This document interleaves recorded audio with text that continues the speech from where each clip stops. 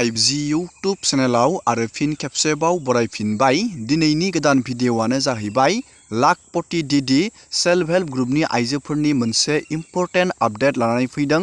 बे आपडेटआनो जाहैबाय फाइनेलि जाय बिथांमोना सेल्फ हेल्प ग्रुपनि महिला उद्यमिता स्किमाव एप्लाइ बानायदोंमोन, नोंथांमोननि सेल्फ हेल्प ग्रुपनि मेम्बारनि सार्भे लिस्टआ ओंखारनानै फैबाय।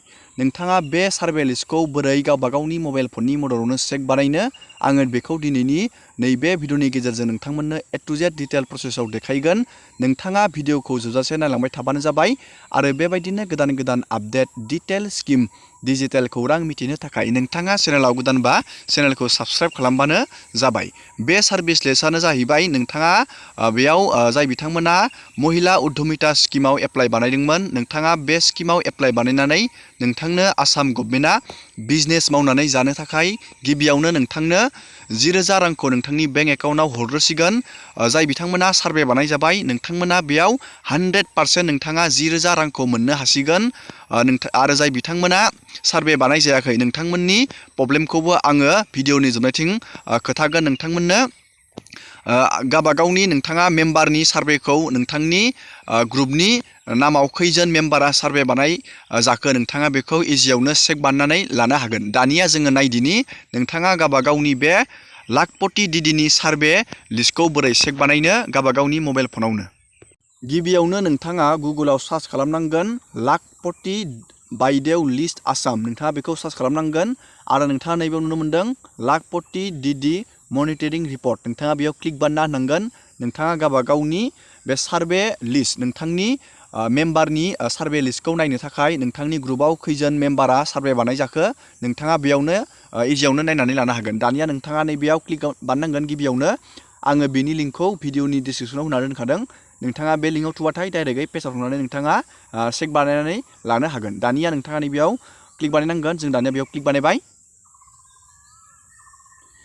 दानिया बेयाव क्लिक बानायनानै नोंथाङा बेयाव नुनो मोन्दों नोंथांनि बेयाव डिस्ट्रिक्टनि नेम आरो बेयाव टटेल हाउस हल्डनि बेयाव नाम्बारखौ नोंथाङा नुनो मोनगोन आरो बेयाव सार्भेनि बेयाव नाम्बारखौ नुनो मोनगोन आरो बेसेबां नोंथांनि डिस्ट्रिक्टआव बेसेबां पार्सेन्ट सार्भे जाखो नोंथाङा नैबेयाव पार्सेन्टखौ नुनो मोन्दों। दानिया जोङो बेयाव गावबागावनि नैबे डिस्ट्रिक्ट नेमाव गावबागावनि नोंथांनि डिस्ट्रिक्टखौ बेयाव नोंथाङा क्लिक बानायनांगोन। आं हमना ला नैबे बाक्सा डिस्ट्रिक्टआव आङो क्लिक बानायनानै होबाय। नोंथाङाबो गावबागावनि डिस्ट्रिक्टआव क्लिक बानायबानो जाबाय। दानिया बेयाव बेबायदि मोनसे पेज गेवबावगोन। दानिया नोंथाङा बेयाव गावबागावनि ब्लगनि नेम, नोंथांनि ब्लगनि नामखौ नोंथाङा बेयाव क्लिक बानायनांगोन। आङो बेयाव मोनसे ब्लगनि नामाव आङो बेयाव थुनानै होबाय। दानिया नोंथाङा बेयाव ब्लगनि नामखौ थुना होनानै नोंथाङा नैबेयाव ग्राम पन्सायत नेम नोंथांनि PCDCनि बेयाव नाम थागोन।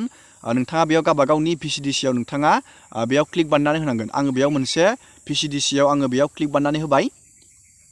नोंथाङा गावबागावनियाव थुबानो जाबाय। आङो बेयाव जास्ट नोंथांमोननो मोनसे सिम्पोल हिसाबै देखायदों। दानिया नोंथाङा बेयाव गावबागावनि भिलेजनि नाम, नोंथांनि भिलेजनि नामखौ नोंथाङा बेयाव क्लिक बानायनो नांगोन। दानिया जोङो बेयाव मोनसे भिलेजनि नामाव जोङो बेयाव क्लिक बानायनानै होनोसै। दानिया नोंथाङा बेयाव भिलेजाव थुनाय लोगो लोगोनो नोंथांनि बेयाव भिलेजाव खैखान ग्रुपनि नाम दं बेयाव ग्रुपनि बेयाव नैबेयाव नामा श' जागोन आरो नोंथांनि बे ग्रुपआव खैजोन मेम्बार दं नैबेयाव 10 जन मेम्बार दं।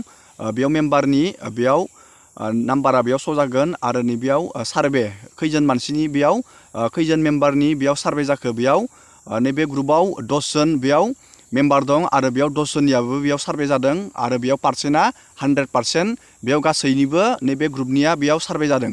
नाथाय नैबे मोनसे ग्रुपनिया बेयाव ग्रुपआव नैबेयाव 10 जन मेम्बार दं आरो नैबेयाव 9 जन बेयाव हाउस बेयाव हल्डाराव बेयाव सार्भे जादों। बेयाव 9 जनाल' सार्भे जादों, बेयाव 90% जादों, बेयाव सासे थालांदों।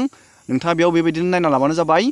आरो नैबे मोनसे ग्रुपनिया 3 नाम्बारनिया बेयाव 12 जन बेयाव मेम्बार दङ।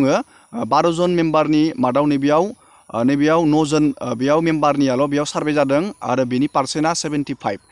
बैफोर थालांनाय मेम्बारफोरा प्रब्लेमाव गोलैनो हागौ, रां मोननायाव प्रब्लेमाव गोलैनो हागौ, सार्भेया बिथांमोननिया जायाखै। नोंथांमोना बेबायदिनो गावबागावनि ग्रुपनि मेम्बारनि सार्भे बेबायदि लिस्टखौ नोंथाङा इजियावनो स्टेप बाय स्टेप नोंथाङा नायनानै लानो हागोन। नोंथांमोना बुजिबाय जानो हागौ। नोंथांमोना बेबायदिनो चेक बानायनानै लाबानो जाबाय।